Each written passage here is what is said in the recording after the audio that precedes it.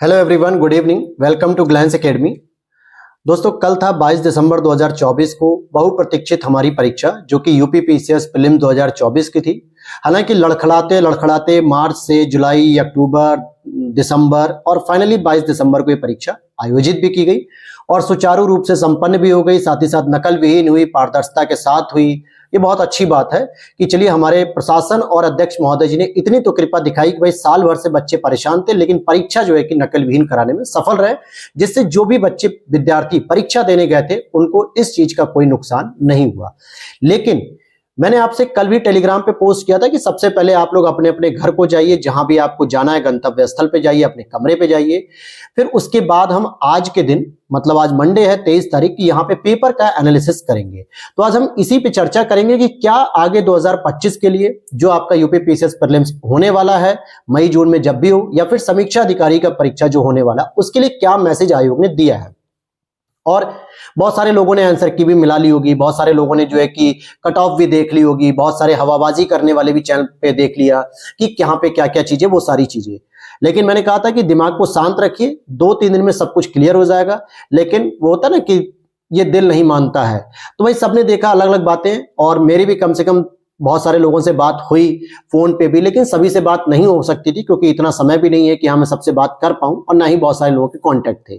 तो जिसके लिए मैंने कल टेलीग्राम पे 2 सर्वे के लिए पोस्ट किया था, जिससे हम कट ऑफ तक सटीक एनालिसिस कर पाए कि कितनी कट ऑफ जा सकती है इस बार के एग्जाम्स की। तो आप लोग भी पार्टिसिपेट कर सकते हो उसमें। टेलीग्राम चैनल को ज्वाइन कर लीजिए, ग्लैंस एकेडमी ऑफिशियल। लगभग 15,000 से अधिक उसमें फैमिली ऐड हो चुकी है, तो उसी को ज्वाइन करिए। वहां पे अपनी भी राय दे सकते हैं आप लोग, अपना ओपिनियन देंगे तो हम लोग एक सटीक पहुंच पाएंगे। आज हम बात करेंगे एग्जाम के एनालिसिस को कि दोस्तों क्या हो रहा है। 2023 में 11 फरवरी का पेपर हुआ समीक्षा अधिकारी का, 2024 में सॉरी। और पूरा साल जो है कि हमने देखा कि परीक्षाओं के दौर चलते रहे, लेकिन परीक्षा नहीं हुई। और जब परीक्षा हुई भी तो एक ऐसी आंधी आई यूपी पीसीएस की तरफ से कि हम पढ़ के गए हैं कुछ, एग्जाम में आ रहा है कुछ, दोनों में कोई मिलन ही नहीं हो रहा है। बहुत सारे लोग, इवन कि ऐसा भी हुआ कि बुलंदशहर में एक बच्चा जो है कि पेपर देकर बाहर निकलता और बेहोश हो जाता और उसकी दुखद मृत्यु हो जाती हार्ट अटैक से। क्या पेपर इतना हावी था? क्या पेपर इतना हार्ड था? बहुत सारी चीजें हैं। लेकिन हम यहाँ पे एनालिसिस जो करेंगे, प्रॉब्लम सॉल्विंग ओरिएंटेड करेंगे कि आखिर जो आयोग हमारे सामने नई प्रॉब्लम को रखना चाह रहा है, चैलेंज को रखना चाह रहा है, हम उसे कैसे डील करें और आगामी परीक्षाओं को हम किस तरीके से तैयार करें। स्पेशली ये वीडियो उनके लिए भी रहेगी जो बिगिनर है, जो पहली बार एग्जाम की तैयारी कर रहे हैं, या जिन्होंने एक बार एग्जाम दिया और पहली बार पेपर देते ही करंट लग गया। कई लोगों के व्हाट्सएप मैसेज आ चुके हैं कि सर करंट अफेयर्स बड़ी अजीब सी थी, यूपी पूछा नहीं था, हम जो पढ़ के गए उनमें से बहुत सारे फैक्ट हमें याद ही नहीं थे, ऐसे ऐसी चीजों को पूछा क्योंकि वो पहली बार दे रहे थे या दूसरी बार दे रहे थे, परीक्षा के पैटर्न से रूबरू नहीं थे, आयोग के व्यवहार से रूबरू नहीं थे। तो आज इन्हीं पे हम चर्चा करेंगे, प्रॉब्लम को ध्यान रखेंगे, आइडेंटिफाई करेंगे और क्या हम आगे सबक लेके आगे बढ़े, क्या चीजों पे फोकस करना चाहिए, इन पे बात करिए। सबसे पहले हम एग्जामिनर के व्यूज को देखें तो उसने डेट को ज्यादा फोकस किया, फैक्ट को ज्यादा फोकस किया। No doubt UP PCS fact का ही खेल है, हर साल हमेशा फैक्ट आते हैं, लेकिन कुछ सिलेबस और प्रीवियस ईयर पेपर को देखकर ही तो एक नया बच्चा तैयारी करने आ सकता है, क्योंकि एग्जाम के लिए वेबसाइट पर सिलेबस है, प्रीवियस ईयर पेपर है। यही 2 बेसिक और ऑथेंटिक सोर्स होते हैं जहां से हम पता कर सकते हैं कि हमें तैयारी को किस डायरेक्शन में करना है। लेकिन अचानक से अगर आयोग अपने पेपर के पैटर्न को ही चेंज कर देता है, बहुत सारी चीजों को स्किप कर देता है, बहुत सारी चीजों को ऐड ऑन करता है, तो अच्छे से अच्छे अनुभवी विद्यार्थी भी सहम जा रहे हैं। चाहे वो मैं अपनी बात करूं या बहुत सारे लोग जो सिलेक्टेड हैं उनकी मैं बात करूं, या जो 3-4 साल से 5 साल से परीक्षा दे रहे हैं उनकी बात करूं। कई लोगों से मेरी बात हो चुकी है, कई लोगों से मेरी बात हो चुकी है। तो ये सारी चीजें थी। देखिए, अगर हम तिथि की बात करें, सबसे ज्यादा उसने डेट मिलाने करने के लिए दे दी। हम लोग क्या पढ़ते हैं, जो ट्रेडिशनली हम पढ़ रहे हैं, जैसे ट्रेडिशनली में हम लोग पढ़ रहे हैं कि जैव विविधता दिवस हो गया, पर्यावरण दिवस हो गया, ओजोन दिवस हो गया, तंबाकू दिवस हो गया, राष्ट्रीय विज्ञान दिवस हो गया, कैंसर दिवस हो गया, अंतर्राष्ट्रीय महिला दिवस हो गया, प्रवासी दिवस हो गया। यही तो कुछ बेसिक हम लोग पढ़ रहे हैं और इनके थीम को भी पढ़ रहे हैं, क्योंकि प्रीवियस ईयर से हमें यही समझ में आ रहा है। लेकिन इस बार प्रीवियस ईयर काम नहीं किया, उसने विरासत पूछ लिया, समुद्री पूछ लिया, प्रकाश पूछ लिया, एथलेटिक्स पूछ लिया, इस तरीके के डेट। इट मींस कि आपको 2 क्वेश्चन या 3 क्वेश्चन के माध्यम से 10 से 12 दिवस पूछ लिए उसने। योजना की क्या बात करें दोस्तों, जनरली हम लेटेस्ट योजनाओं को पढ़ते हैं, 5-6 साल पुरानी भी योजना। अगर देखा जाए 2014 से नरेंद्र मोदी जी की सरकार आई है भारत में, तो पिछले 10 सालों में बहुत सारी क्रांतिकारी योजनाएं भी लाई गई योगी सरकार, मोदी सरकार के द्वारा। 2017 में यूपी सरकार आई है योगी जी की। बहुत सारे ऐसी योजनाएं हैं जो डायरेक्टली वंचित वर्गों को लाभान्वित कर रही हैं, बिचौलियों का समापन किया गया है। तो बेहतर योजना है जो भारत के विकास की ओर आगे बढ़ रही है, भारत को विकसित भारत की ओर लेकर जा रही है। लेकिन एग्जामिनर का फोकस इन योजनाओं पर नहीं था, आपको रट्टू तोता बनाने जैसे फोकस था। जैसे लग रहा था कि हम वनडे की तैयारी कर रहे हो, रेलवे ग्रुप डी की तैयारी कर रहे हो। उसने 1 नहीं, 2 नहीं, 3 नहीं, 4 नहीं, 5 नहीं, 20 योजनाएं पूछी हैं। और कहां से कहां की पूछी है? 1975 से लेके, या 1970 भी अगर मैं कहूं, 1970 से लेके 2005-2007 तक की योजनाएं पूछी है। क्या ये तरीका है? आप 1 से 2 योजना पूछिए, 3 पूछिए, या उसके बारे में विस्तार से पूछिए कि इन योजनाओं से क्या उद्देश्य थे, क्या लक्ष्य थे, क्या किस चीज के लिए इसको कार्यान्वित किया गया। आप डेट पूछ रहे हो, यहां अपनी डेट ऑफ बर्थ याद नहीं होती, अपने लाइफ पार्टनर की डेट ऑफ बर्थ याद नहीं होती है, कई बार लोग भूल जाते हैं। और यहां 20-20 योजनाएं पूछ रहे हो, क्या मतलब समझा जाए? अगर योजना पूछनी भी थी तो कुछ लेटेस्ट वाली पूछ लेते। आपने 2-3 योजनाएं पूछ ली लेटेस्ट, अन्नदाता गरीब की और जनधन योजना, बाकी सब भूल गए आप। इसका मतलब हुआ कि आप केवल लेटेस्ट योजना पे फोकस नहीं कर सकते, क्योंकि अगर लेटेस्ट को पूछा जाता तो कहीं ना कहीं हम घटनाओं को, क्रोनोलॉजी को जोड़ के एलिमिनेट कर पाते हैं, लेकिन वो चीजें नहीं थी, गायब थी। अर्थात अब आपको इसके लिए योजनाओं पे भी ध्यान देना है। आयोग 2023 का जो समीक्षा अधिकारी पेपर 11 फरवरी 2024 को हुआ था, उसमें भी आयोग ने कई सारी योजनाओं को पूछा था, लेकिन वहां सीरियसली नहीं लिया गया कि हो सकता है गलती से पूछ लिया। आरोग्य परीक्षा, पीसीएस में तो ऐसा नहीं पूछा जाता है, लेकिन आयोग ने साफ क्लियर कर दिया कि अब आपको योजना डेट वाइज फिंगर टिप पे याद होनी चाहिए। तो भैया अपने घर में जहां भी आप स्टडी करते हो, अपने रूम में एक चार्ट बनाओ और लिखते चलो कुछ महत्वपूर्ण योजनाओं को, कि कम से कम वो तो याद रहे। हर क्वेश्चन में अगर 1 से 2 क्वेश्चन की योजनाएं आ भी जाती हैं तो आप एलिमिनेट करके निकाल पाओ, क्योंकि 1950 से भारत में बहुत सारी योजनाएं चल रही हैं। पहले प्रधानमंत्री के कार्यकाल से 2024 आ गया, लगभग 74-75 साल में कितनी योजनाएं याद करोगे? अगर पर ईयर एक योजना भी लेके चलूं तो 75 योजना है। कहां से पूछ लेगा एग्जामिनर? नहीं पता है ना। तो आपको कुछ इंपॉर्टेंट योजनाएं पिछले 30 से 35 साल की याद होनी चाहिए, जो एग्जाम में आए तो आप उसका समाधान कर पाओ। मैं ये नहीं कह रहा सारी योजनाएं रट लो, रटने बैठोगे तो आपको पता ही चलेगा मैं सिविल की तैयारी कर रहा हूं या वनडे की तैयारी कर रहा हूं, मुझे पीसीएस का परीक्षा देनी है कि रेलवे की परीक्षा देनी, भूल जाएंगे आप अपने आप को ही। तो इतना भी पागलपन नहीं करना है। एग्जामिनर ने किया अलग बात है, आपको कुछ महत्वपूर्ण योजनाएं याद करनी सीखनी पड़ेंगी। अब सबसे इंपॉर्टेंट ड्रामेटिक चीज, बेसिक कॉन्सेप्ट पे फोकस करो दोस्तों। जितने लोगों ने तपस्या नोट्स की क्लास देखी थी वर्ल्ड ज्योग्राफी की, उनके मैसेज आए कि सर 7 से 8 क्वेश्चन जो बेसिक कॉन्सेप्ट पे आए आपने पढ़ाया था और वो सीधे सही हो गए।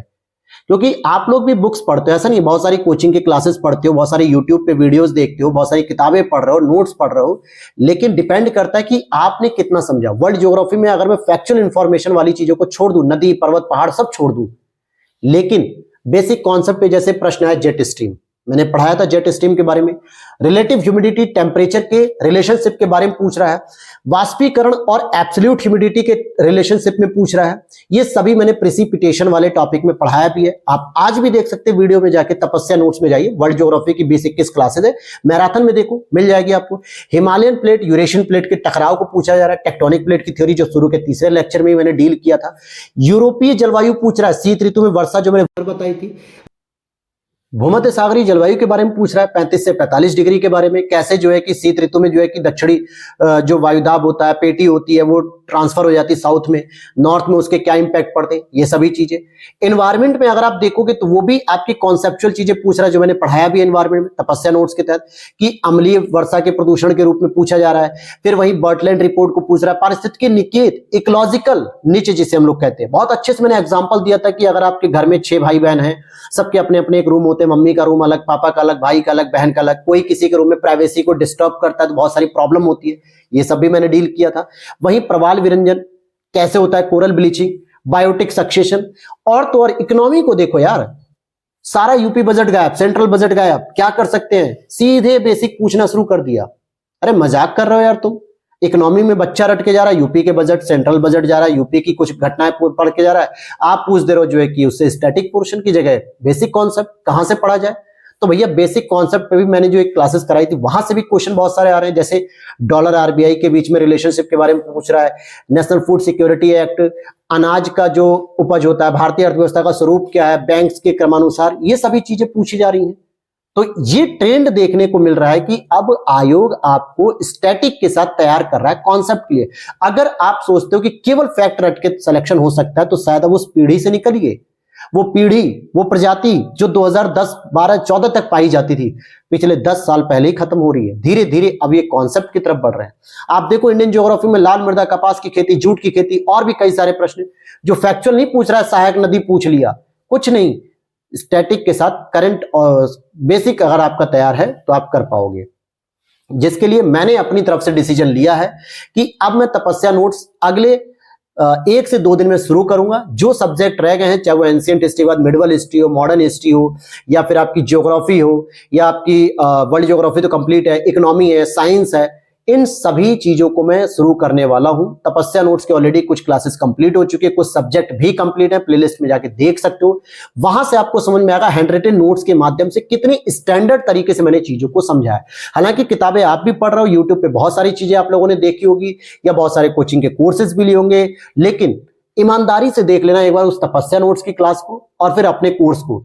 गारंटी दे रहा हूं मैं 100% की कि जो आपने प्ले स्टोर से एप्लीकेशन इंस्टॉल किया, वहां पे लेक्चर देख लिया या फिर किसी किताब को पढ़ लिया, शायद उस तरीके का कंटेंट आपको नहीं मिला होगा जो मैंने आपको वहां पे डील किया है। क्योंकि बेसिक अंडरस्टैंडिंग जो होनी चाहिए एक बिगिनर की, एक एस्पिरेंट की, वो चीजें मैंने डील की है वहां पे। वो उस पहलू से समझाया कि कैसे क्वेश्चन बनते हैं। मैं हर एक टॉपिक के पीछे अक्सर ये 2-3 क्वेश्चन बनाता था अपने तरफ से कि एग्जाम में ऐसे क्वेश्चन पूछे जाने की संभावना, और वैसे ही प्रश्न आ रहे हैं। क्योंकि कॉन्सेप्ट पे आधारित जब प्रश्न बनते तो उनका एक ट्रेंड होता है, उनका एक दायरा होता है कि हम क्या चीजें पूछें। आप जाके देख सकते हो। तो सबसे पहले परिणाम नोट्स की हमने क्लासेस कंप्लीट करा दी थी घटनाचक्र शॉर्ट नोट से, वो तो हो गया फैक्ट। लेकिन अब आपके कॉन्सेप्ट को भी तैयार करना बहुत जरूरी है। तो हम तपस्या नोट्स की पूरी क्लास कराने वाले, जिन लोगों ने पीडीएफ ले रखी थी उनके लिए भी ये मैसेज है कि बस अब कुछ ही दिनों में हम लोग 1 से 2 दिन में शुरू करेंगे और लगातार उस क्लास को कंटिन्यू करेंगे। हर एक सब्जेक्ट की पूरी कंप्लीट कराएंगे हम उसकी क्लास, ताकि आपको कॉन्सेप्ट के स्तर पर जो भी किताब वगैरह सोर्स पढ़ते हो, अगर कहीं डाउट हो रहा है तो वो चीजें दूर हो जाएंगी आपकी। करंट अफेयर्स के दोस्त क्या ही कहने, मैंने एक डायलॉग याद आ रहा है मुझे पुष्पा का कि मैं नेशनल मुझे समझाए क्या, मैं इंटरनेशनल फायर हूं। एग्जामिनर भी दोस्तों हमारा इंटरनेशनल निकला। उसको भारत के अंदर, उत्तर प्रदेश के अंदर कोई ज्यादा डेवलपमेंट नहीं दिखा, उसे इंटरनेशनल ब्रांड बनना था। करंट अफेयर्स के 30 में से 10 क्वेश्चन, 12 क्वेश्चन इंटरनेशनल उसने पूछे।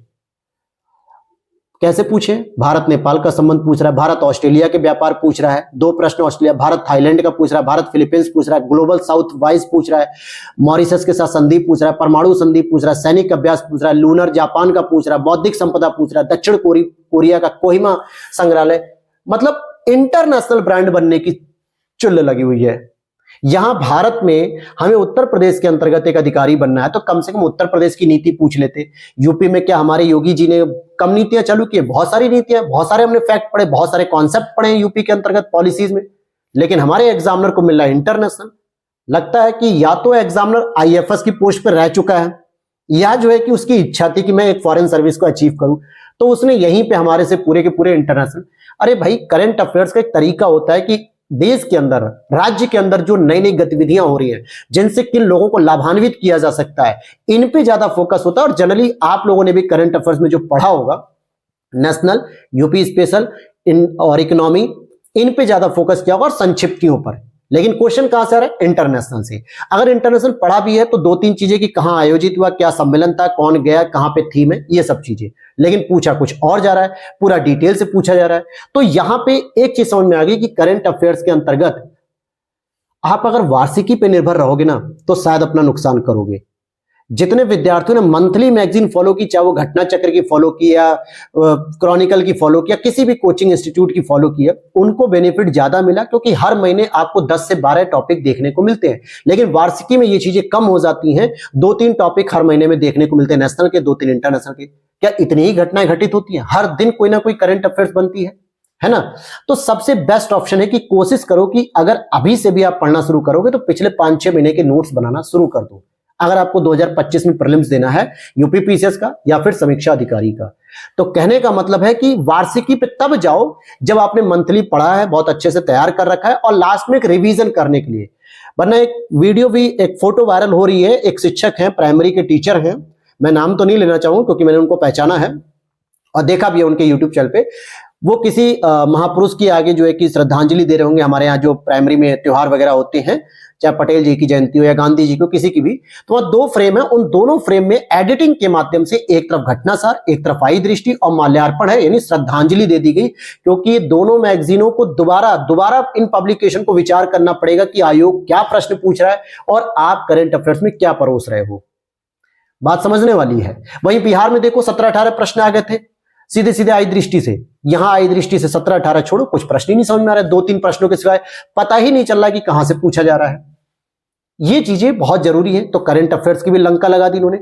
और एग्जामिनर का पैटर्न देखिए, फैक्ट पे इतना फोकस कर रहे हैं कि 1, 2, 3 बुक पूछ सकते थे, या अगर आपको बुक पूछनी थी तो मॉडर्न हिस्ट्री की पूछते, एंशिएंट की पूछ सकते थे, मिडिवल की पूछ सकते थे, जहां हम लोग 50-100 बुक पढ़ के जाते। क्योंकि हर बार तैयारी करो तो कुछ बुकें रटी होती कि यार इसके शासनकाल की होगी, ये इसके शासनकाल की होगी, कि हर्षवर्धन ने कौन सी लिखी होगी और भास ने कौन सी लिखी होगी, पतंजलि ने क्या लिखी, कृष्णदेव राय ने कौन सी लिखी होगी, बाबर ने कौन सी लिखी होगी, जहांगीर ने कौन सी लिखी होगी, शाहजहां ने कौन सी लिखी होगी, इस तरीके की। लेकिन एग्जामिनर किताबों को पूछ रहा है स्टैटिक और करंट दोनों को मिलाते हुए। 1 नहीं, 2 नहीं, 3 नहीं दोस्तों, 16-17 किताबें पूछी हैं। रटते रहो सबके राइटर, और राइटर के नाम सुन के भी यकीनन 2-3 एग्जामिनर, मतलब राइटर के नाम आपको याद आ रहे होंगे। नहीं तो बहुत सारे राइटर के तो ऐसा लग रहा है कि सुने ही नहीं है, पहली बार सुने। A.L. बॉसम का नाम किसने सुन लिया? पॉलिटी के राइटर हैं। हिंदू पॉलिटी जो है कि केपी जायसवाल की पुस्तक है, जो पॉलिटिकल साइंस का बच्चा होगा वो कर पाएगा, नहीं तो बाकी लोगों को नहीं पता केपी जायसवाल कौन सी पुस्तक लिखते हैं, A.L. बॉसम कौन सी पुस्तक लिखते हैं, नहीं पता होगा मैक्सिमम लोगों को। तो इस तरीके का पैटर्न क्या मतलब, आप एक तरफ कहते हैं सिलेबस के अकॉर्डिंग कि हमें किसी चीज में महारत नहीं चाहिए, हमें किसी चीज में विशेषज्ञता नहीं चाहिए, बस एक सामान्य समझ चाहिए, और आप किताबों के माध्यम से ऐसा पूछ रहे हो कि यार एक सब्जेक्ट के कोने कोने से उठा रहे हो। समझ में आ रहा है? तो इस तरीके की चीजों को जो है कि तैयार करने का नजरिया आपको अपना बदलना पड़ेगा। अगर इस नजरिए को फॉलो नहीं करोगे, नहीं पैटर्न को फॉलो करोगे तो दिक्कत होगी। अगर एग्जामिनर ने किस पे फोकस किया, फैक्ट और डाटा फोकस किया, किस पॉइंट को छोड़ा, 6 से 7 सेगमेंट, यूपी बजट छोड़ दिया, सेंट्रल बजट छोड़ दिया, इकोनॉमी सर्वे छोड़ दिया, सूचकांक छोड़ दिए, बहुत सारे हम लोग रटते हैं, शांति, गरीबी, पर्यावरण, प्रदर्शन, सिपरी की रिपोर्ट, तमाम जो है कि यूनिवर्सिटी रैंकिंग पढ़ते हैं, फिर प्रतिभा रैंकिंग पढ़ते, बहुत सारी छोड़ दिया सब इन्होंने। साथ ही साथ सेंसस छोड़ दिया, बहुत सारी चीजें छोड़ दी हैं। ऐसा लगता है, ये मेरा अपना पर्सनल ओपिनियन है, मैं किसी राजनीतिक पार्टी का विरोध नहीं कर रहा हूं, न ही किसी धर्म या जाति के लोगों का, लेकिन एग्जामिनर या तो बिहार से है दोस्तों, क्योंकि बिहार पीसीएस में वनडे की तरफ पूछे जाते बहुत सारे डेट ऑफ फैक्ट, या फिर वो उत्तराखंड और एमपी से, यूपी का तो नहीं है। अगर यूपी का प्रोफेसर होता तो यूपी के कुछ करंट भी पूछता, कुछ नहीं तो यार अपने आस पड़ोस के जहां वो काम कर रहा है, जिस वर्किंग प्लेस पे वहां के बारे में ही पूछ लेगा, या फिर जिस जगह का वो रहने वाला वहीं के बारे में पूछ लेगा कि मेला, साहित्य, गीत, भाषा, कुछ नहीं पूछा गया है। यूपी स्पेशल में एक प्रश्न पश्चिमी यूपी का बता दो, कृषि सघनता और सिंचाई सघनता, खाली दिखाने के लिए। और तो और ऐसा लगता है कि एग्जामिनर बीजेपी के खिलाफ है, मोदी और योगी जी की उसे नीति पसंद नहीं आ रही है, इसीलिए उसने कोई भी डोमेस्टिक स्तर पे ना तो करंट अफेयर्स पूछी, ना यूपी की कोई नीति पूछी, ना यूपी का स्पेशल पूछा। और तो और जो वर्तमान सरकार कई जगह हो रहा है कि मुस्लिम नामों को चेंज करके हिंदू नाम में परिवर्तित कर रही, चाहे वो रेलवे स्टेशन हो, मॉन्यूमेंट्स हो, हेरिटेज साइट हो, ठीक है, उनसे ऐसा लग रहा है कि क्रोधित होकर या कुछ इस तरीके से मिडवल हिस्ट्री ऐसी जगह से पूछी गई है कि आपको पता होना चाहिए। अर्थात प्रोफेसर या तो मिडवल हिस्ट्री का प्रोफेसर है या फिर जामिया और अलीगढ़ यूनिवर्सिटी का प्रोफेसर है, कि जिसको लगता है कि नहीं मिडवल हिस्ट्री आप लोग जो छोड़ के आते हो ना, सारा पूछूंगा मैं। ये मेरा अपना ओपिनियन है। मुझे पेपर देते समय जब ये क्वेश्चन आ रहे तो मुझे कुछ हंसी भी आ रही थी कि यार भैया बैरम खां उसके संरक्षणकर्ता में थे, वजीर था नहीं था, कब ये उपाधि मिली पता नहीं, दनियाल कब मरा, फैजी कब मरा, क्या पता यार, इसके क्या मतलब है। आप फैजी की कलाकृतियों के बारे में पूछते, फैजी किस विभाग का अनुवादक का था, या फैजी ने किस पुस्तक को लिखा, दमयंती को लिखा, लीलावती को लिखा, या दनियाल ने कौन सी किताब लिखी, क्या नहीं लिखा, इसके बारे में कुछ पूछते जो ट्रेंड होता है। लेकिन विवेक है, स्वविवेक होता है एग्जामिनर का, और आयोग को ये पूरी छूट होती है वो सिलेबस के अकॉर्डिंग कुछ भी पूछे। हमारी ये नैतिक जिम्मेदारी बनती है कि हम अब किस तरीके से तैयारी को करें। तो 2025 के लिए क्या स्पेशली मैसेज दिया जा रहा है जो यूपी पीसीएस की तैयारी कर रहे हैं या समीक्षा अधिकारी की तैयारी कर रहे हैं। सबसे पहला काम करना शुरू कर दो कि बेसिक और कॉन्सेप्ट दोनों पढ़ना शुरू कर दो, यानी स्टैटिक के साथ। कॉन्सेप्ट के लिए आप कोई भी किताब पढ़ रहे हो, कोई भी कोचिंग के नोट्स पढ़ रहे हो, किसी भी कोचिंग की क्लास कर रहे हो, डजंट मैटर, लेकिन अपनी स्टडी में एनसीईआरटी को ऐड कर लो। 6 से 12 की एनसीईआरटी मत लेना, जैसे मठाधीश कहते हैं, उसको मत लीजिएगा। दिल्ली में जाओगे, मुखर्जी नगर में दुकानदारों से कहोगे कि सर हमको एनसीईआरटी दीजिए 6 से 12, तो उनके पैकेट बंधे होते हैं दोस्त, बस उठाते हैं, दे देते हैं। कितना रुपया फिक्स है, 2300 रुपए, 2400 रुपए, जो भी, क्योंकि उन्हें पता है कि जो बिगनर आता है उसको सबसे पहला ज्ञान दिया जाता है डोज 6 से 12 एनसीईआरटी पढ़ो। जबकि उस बच्चे को 6 से 9 तक की तो जरूरत ही नहीं है, 6 से 8 तक की, क्योंकि सारा कंटेंट 9 से 12 मिलेगा आपको। और अगर आप सिविल सर्विसेज की तैयारी करने आए तो एक भाषा को समझने की कला आप में विकसित होनी चाहिए। आप एक प्रशासनिक अधिकारी बनने वाले हैं। कक्षा 6 की जो एनसीईआरटी लिखी गई है वो इसलिए लिखी गई है कि कक्षा 6 का बच्चा समझ सके, इसलिए नहीं लिखी गई है कि ग्रेजुएशन करने के बाद सिविल सर्विसेज की तैयारी करने वाला बच्चा उसे पढ़े। 9 से 12 तक की पढ़ो, कुछ बेसिक आपकी एनसीईआरटी जैसे geography, polity, history, economy, society, science, ऐसी बुक को पढ़ो जहां से आपके बेसिक मजबूत होने चाहिए। साथ ही साथ तपस्या क्लास को आप देख सकते हो, उसके लिए चैनल को ज्वाइन कर लीजिए, चैनल को सब्सक्राइब करके टेलीग्राम को ज्वाइन कर लीजिए, जहां पे आपको क्लास की अपडेट मिलती रहेगी, क्योंकि तपस्या नोट्स बहुत ही स्टैंडर्ड है। डेमो के लिए आप देख सकते हो, लगभग 3 से 4 सब्जेक्ट मैंने कंप्लीट करा रखे हैं। उनकी क्लासेस और नोट्स देख के आपको मजा आ जाएगा कि हाँ सर, हमने जो भी किताबें पढ़ी है, जो भी नोट्स देखे, जो भी यूट्यूब देखा है, उनसे बहुत बेहतर है।